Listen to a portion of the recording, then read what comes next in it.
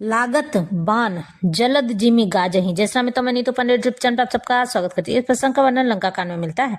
इस प्रसंग में श्री रामचंद्र जी कुंभकर्ण को बाण मार रहे हैं।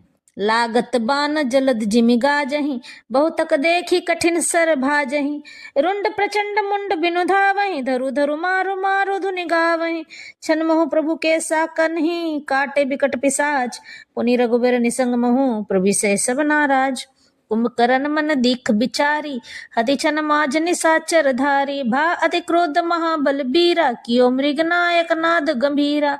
कोपि महीधर लेई उपारी, डारई जह मरकट भट भारी। आवत देखी सैल प्रभु मारे, सरण्य काटी रज सम करी डारे।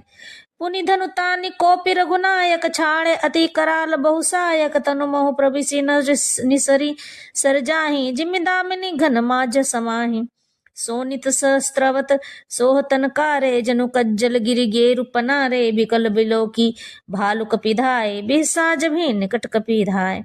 महानाद करी गर्जा कोटि कोटि गई कीस, मही पटकई गजराज इव शपथ करई 10 शीस।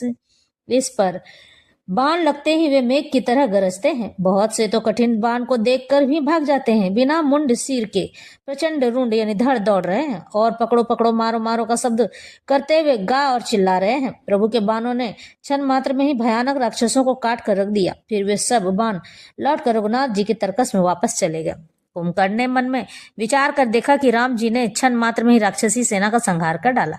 तब वह महाबली वीर अत्यंत क्रोधित हुआ और उसने गंभीर सिंहनाद किया। वह क्रोध करके पर्वत उखाड़ लेता है, जहां भारी भारी वानर योद्धा होते हैं वहां डाल देता है। बड़े बड़े पर्वतों को आते देखकर प्रभु ने उनको बाणों से काट कर धूल के समान चूर चूर कर डाला। फिर रघुनाथ जी ने क्रोध करके धनुष को तान कर बहुत से अत्यंत भयानक बाण छोड़े।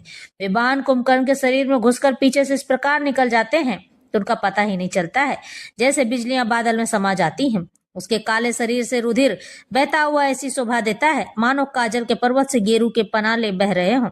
उसे व्याकुल देखकर रीछ वानर दौड़े। वे ज्यों ही निकट आए त्यों ही वह हंसा, महानाद करी गर्जा, कोटि कोटि गई कीस, और बड़ा घोर शब्द करके गर्जा तथा करोड़ करोड़ वानरों को पकड़कर वह गजराज की तरह उन्हें पृथ्वी पर पटकने लगा और रावण की दुहाई देने लगा। यह देखकर इस वानरों के झुंड ऐसे भागे जैसे भेड़ियों को देखकर भेड़ों के झुंड।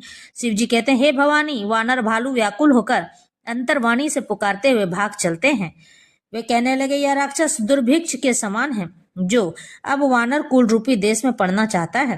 हे कृपा रूपी जल के कारण करने वाले मेघ रूप श्री राम, हे खर के शत्रु, हे शरणागत के दुख हरने वाले, रक्षा कीजिए प्रभु, रक्षा कीजिए। इस